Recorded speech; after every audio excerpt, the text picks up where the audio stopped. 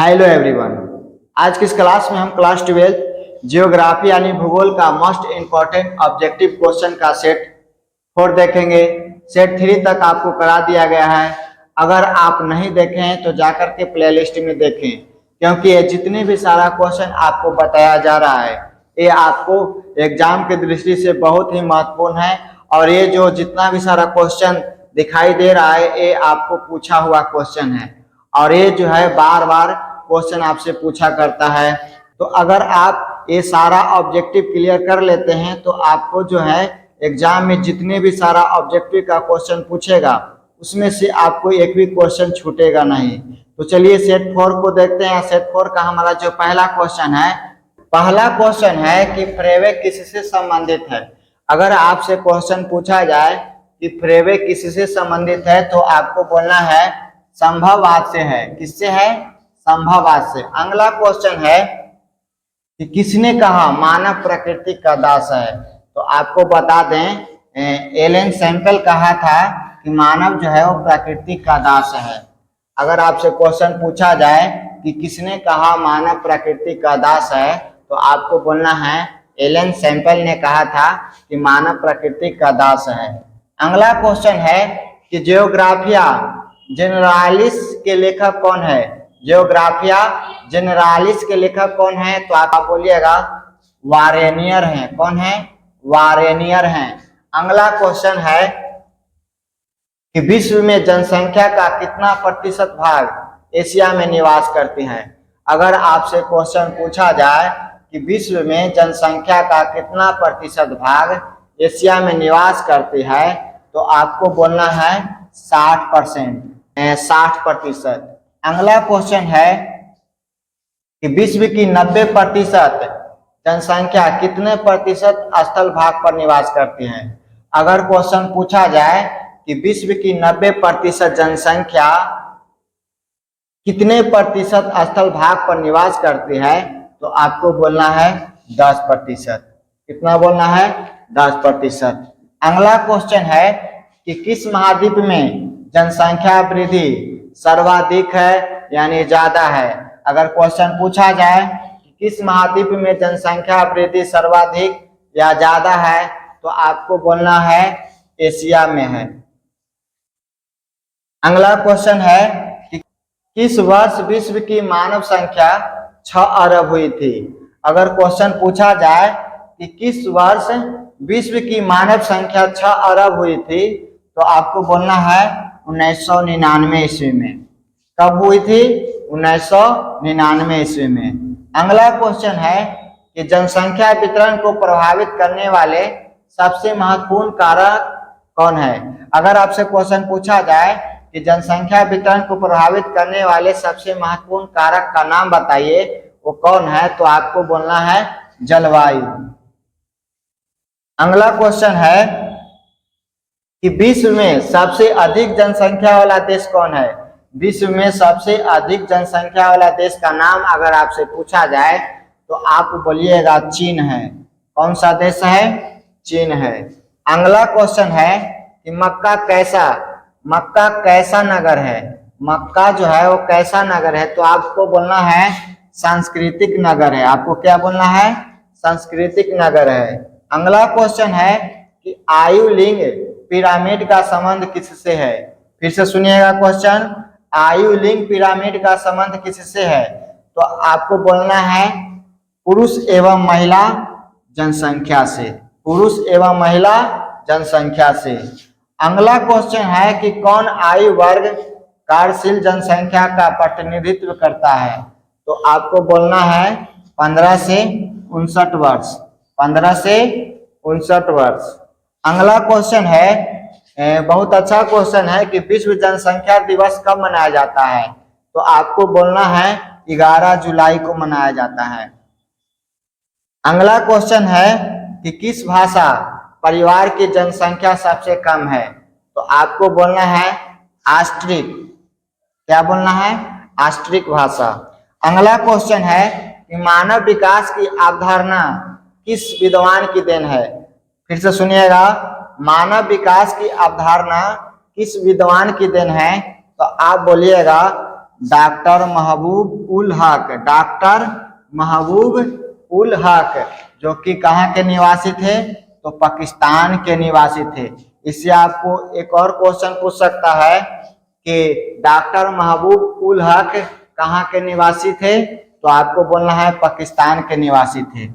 अगला क्वेश्चन है कि लाल कलर का संबंध किससे है, तो आपको बोलना है प्राथमिक क्रिया से है। किससे है, तो प्राथमिक क्रिया से है। अगला क्वेश्चन है कि पंपास कहाँ है, तो आपको बोलना है पंपास जो है वो दक्षिण अमेरिका है। अगला क्वेश्चन है यूरोप वासियों द्वारा अपने उपनिवेशों में किस प्रकार की कृषि का विकास किया गया था, तो आपको बोलना है कि रोपण कृषि। अगला क्वेश्चन है कि खट्टे फलों की कृषि संबंधित किससे है, तो आपको बोलना है भूमध्य सागरीय कृषि से है। अगला क्वेश्चन है कि शुष्क क्षेत्रों में मृदा अपरदन का मुख्य कारण क्या है, तो आपको बोलना है वायु अपरदन है। क्या है, वायु अपरदन। और इसमें जो है शुष्क क्षेत्रों में गन्ना फसल नहीं बोई जाती है, याद रखना। अगला क्वेश्चन है खरीफ फसल की कृषि ऋतु क्या है, तो आपको बोलना है कि खरीफ फसल की कृषि ऋतु जून से सितंबर है, जून से सितंबर है। अगला क्वेश्चन है कि गेहूं की खेती के लिए आदर्श तापमान कितना होने चाहिए, तो गेहूं के खेती के लिए आदर्श तापमान जो होने चाहिए वो 10 डिग्री सेल्सियस से 20 डिग्री सेल्सियस होने चाहिए। अगला क्वेश्चन है कि अंगूर की खेती क्या कहलाती है, अंगूर की खेती क्या कहलाती है, तो आपको बोलना है बीटी कल्चर कहलाती है। क्या कहलाती है, बीटी कल्चर कहलाती है। देखिए अगला क्वेश्चन है कि लॉरेंस सार किस लिए प्रसिद्ध है, तो अगर आपसे क्वेश्चन पूछा जाए कि लॉरेंस सार किस लिए प्रसिद्ध है, तो आपको बोलना है लौह अयस्क के लिए प्रसिद्ध है, लौह अयस्क के लिए प्रसिद्ध है। अगला क्वेश्चन है कि कौन सा देश कोयला का सबसे बड़ा उत्पादक है, कौन सा देश कोयला का सबसे बड़ा उत्पादक है, अगर आपसे पूछा जाए तो आप बोलिएगा चीन देश है। कौन सा देश है, चीन देश है। अगला क्वेश्चन है कि चाय का सबसे बड़ा उत्पादक देश कौन है, तो चाय का सबसे बड़ा उत्पादक देश भी चीन है। अगला क्वेश्चन है कि रबर किस प्रकार की कृषि का उपज है, तो रबर जो है वो रोपण कृषि प्रकार की उपज है। अगला क्वेश्चन है कि किस देश में सहकारी कृषि का सफल परीक्षण किया गया है, किस देश में सहकारी कृषि का सफल परीक्षण किया गया, अगर आपसे पूछा जाए तो आपको बताना है डेनमार्क। अगला क्वेश्चन है बामिंघम कहाँ है, तो आपको बोलना है ग्रेट ब्रिटेन है।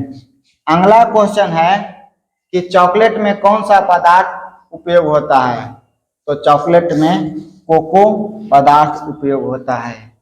अगला क्वेश्चन है कि कौन सा उद्योग अन्य सभी उद्योगों को आधार प्रदान करते हैं, तो आपको बोलना है लोहा तथा इस्पात उद्योग।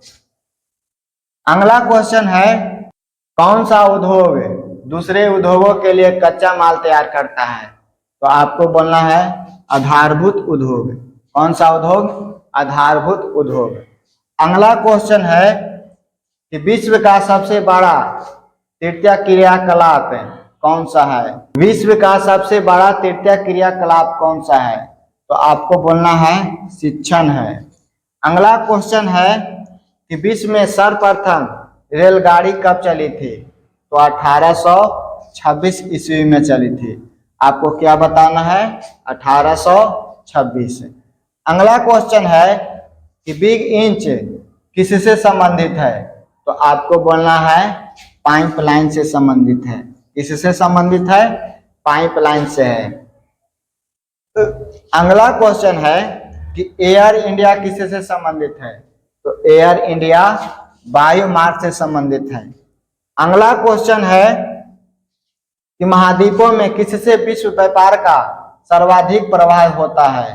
क्वेश्चन ध्यान से सुनिएगा अगर आपसे क्वेश्चन पूछा जाए कि महाद्वीपों में किससे विश्व व्यापार का सर्वाधिक प्रवाह होता है, तो आपको बोलना है यूरोप।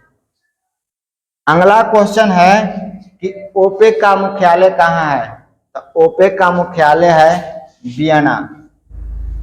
अगला क्वेश्चन है कि विश्व का सबसे लंबा झील जलमार्ग कौन है, तो विश्व का सबसे लंबा झील जलमार्ग ग्रेट लैक्स सेंट लॉरेंस जलमार्ग है।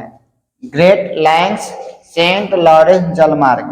अगला क्वेश्चन है कि पनामा नहर जोड़ता है, पनामा नगर को किससे जोड़ता है, आपको बोलना है।